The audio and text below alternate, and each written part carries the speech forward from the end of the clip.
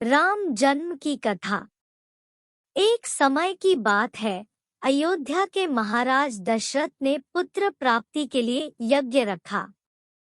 इस यज्ञ के लिए राजा दशरथ ने अपनी चतुरंगिणी सेना को काले कान वाले घोड़े को छोड़ने का आदेश भेजा। उनकी इच्छा थी कि इस महान यज्ञ में हर कोई शामिल हो, इसलिए राजा ने सभी ऋषिमुनियों व विद्वान पंडितों को आमंत्रण भेजा।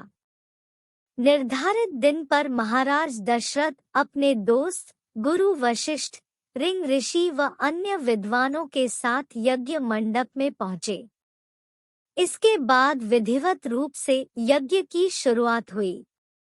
मंत्र उच्चारण और पाठ जैसे सभी विधि विधान के साथ कुछ घंटों में यज्ञ पूरा हुआ।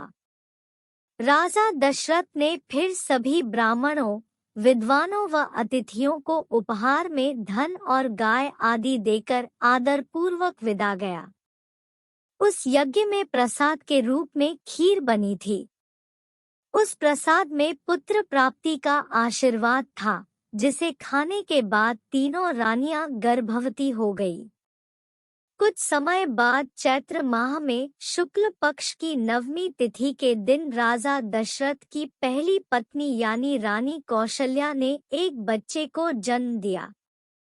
उस बच्चे के चेहरे में इतनी रौनक थी कि हर कोई देखकर समझ जाता था कि वह आम बच्चा नहीं है। इसी तरह राजा की दूसरी रानी कैकेयी ने एक पुत्र और तीसरी रानी सुमित्रा ने 2 पुत्र को शुभ नक्षत्रों में जन्म दिया। राजा दशरथ का महल और नगर 4 पुत्रों के जन्म से खिलखिला उठा। चारों तरफ आनंद और जश्न का माहौल था। पूरी प्रजा खुशी से गा व झूम रही थी। इस खुशी को देखकर देवता भी फूलों की वर्षा करने लगे। इस जश्न में शामिल होने के लिए कई ब्राह्मण भी पहुंचे और राजा दशरथ के बेटों को आशीर्वाद दिया। खुशी से झूम रहे राजा दशरथ ने ब्राह्मणों को खूब दान दिया। फिर अपनी खुशी जाहिर करने के लिए उन्होंने प्रजा व दरबारियों में भी धन, रत्न और आभूषण बंटवाए। समय आने पर सबकी मौजूदगी में चारों बालकों का नामकरण भी किया गया। महर्षि वशिष्ठ ने उनका नाम रामचंद्र, भरत, लक्ष्मण और शत्रुघ्न रखा।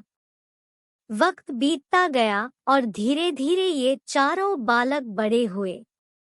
इन चारों में राम अपने तेजस्वी गुणों के कारण प्रजा को अधिक प्रिय लगने लगे। अपनी प्रतिभा के चलते वो कम उम्र में ही सभी विषयों में महारत हासिल कर चुके थे। राम में सभी गुण थे।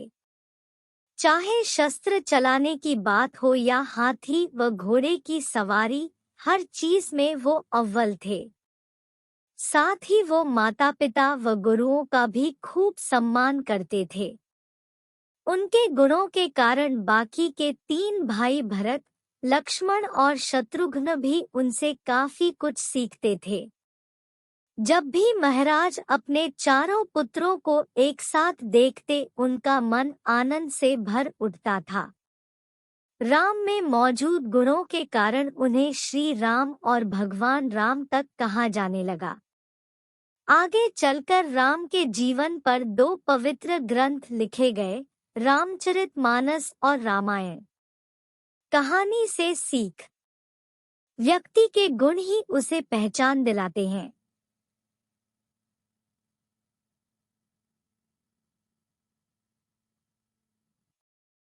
अगर गुण और संस्कार अच्छे हो तो वह भगवान तुल्य हो जाता है।